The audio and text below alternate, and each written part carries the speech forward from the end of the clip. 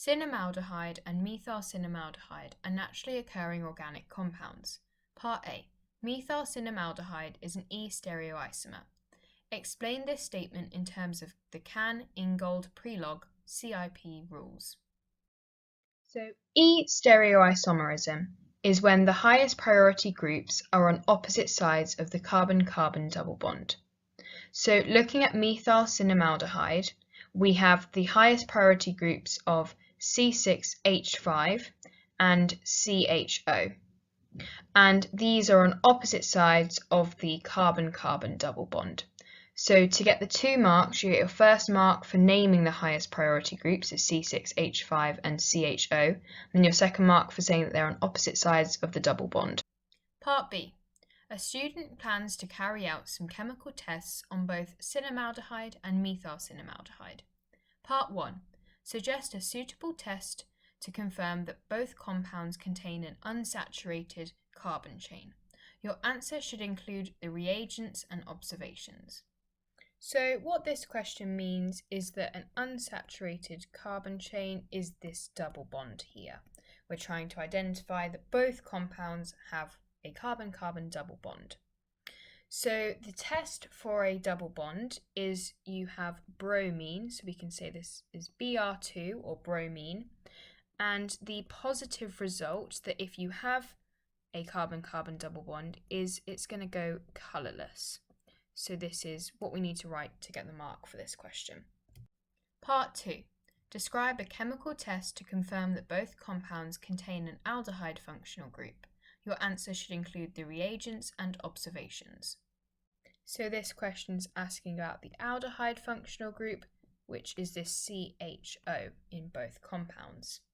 So the test for an aldehyde functional group is Tollen's reagent.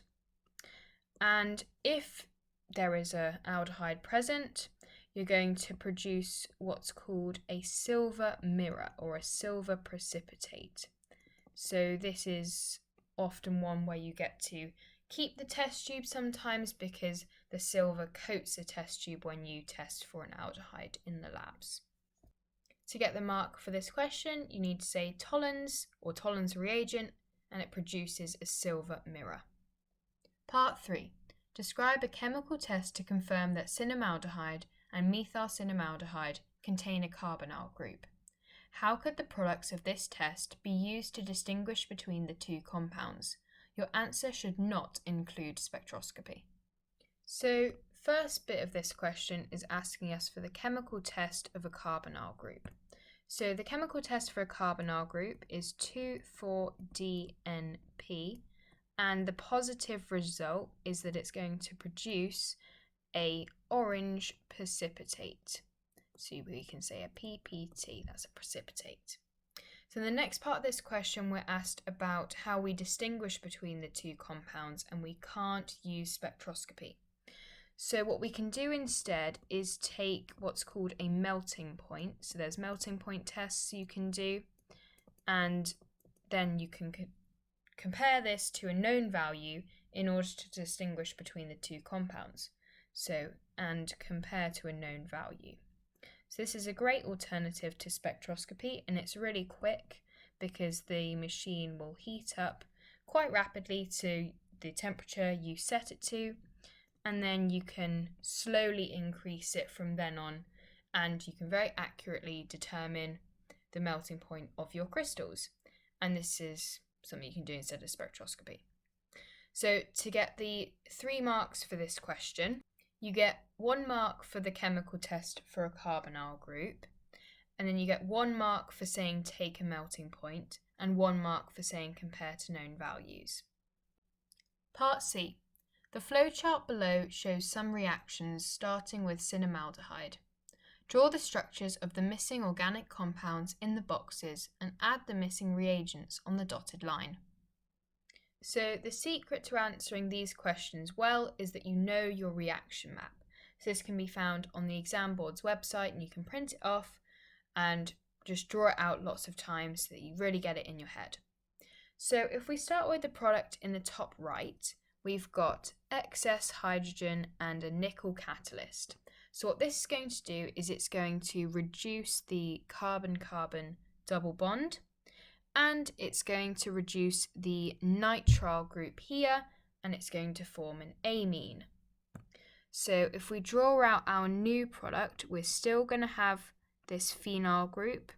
We're going to have the single bond, and then we're going to have CH2NH2 and our OH group. So it's the same, except these two groups have been reduced. Okay, so moving on to the bottom right product. So we have this H+, this acid, and this is going to react with our nitrile. And everything else is going to remain the same. So we're going to have our phenyl group here. We're going to have the carbon-carbon double bond.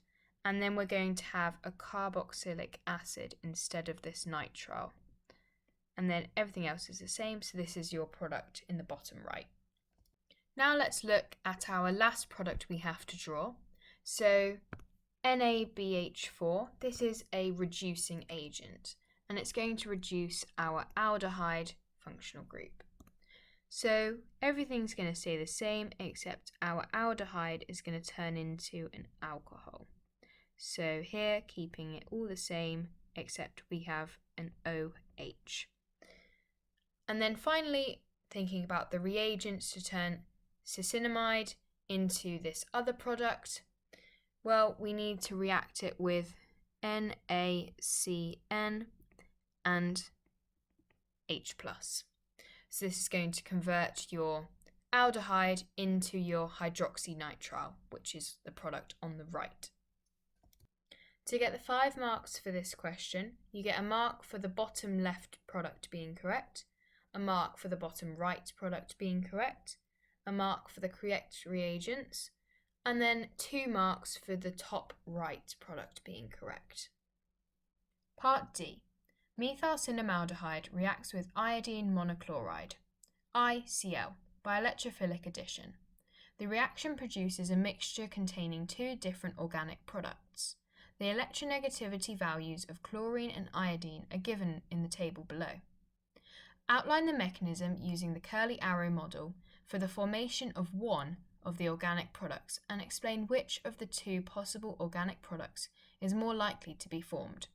In your mechanism, you can show the phenyl group as C6H5. So in this question, we're told we're doing an electrophilic addition mechanism, and we're reacting with ICl. So in electrophilic addition, you have your carbon-carbon double bond, and then you're going to add some substituents onto this. Commonly, you do this with HBr or just bromine, but here we've got ICl. So if we redraw the methyl cinnamaldehyde and use the phenyl group as C6H5, so redrawing this, we have our carbon-carbon double bond, we have our aldehyde group, our methyl group, a hydrogen, and then we have our phenyl group of C6H5. Important that we have the carbon bonding to the carbon. So then we have ICl, and using the Pauling electronegativity value, we know that chlorine is more electronegative. So it's going to have a negative dipole, and iodine is going to have a positive dipole. And then it's just the same as any other electrophilic addition. So we have our double bond being attracted to the delta positive, and then an arrow kicking off our chlorine, and this is going to produce our carbon-carbon single bond with our aldehyde functional group, our CH3 group or methyl group, our hydrogen, our phenyl, so everything being the same except we're adding this iodine here, and we're going to have a positive charge on this other carbon, and we're going to have Cl- left over, which is going to be attracted to this positive charge, and we'll produce our product carbon, carbon, CHO, so our aldehyde, our methyl group, our chlorine, hydrogen, iodine, and then our phenyl group to finish. So this is our major product.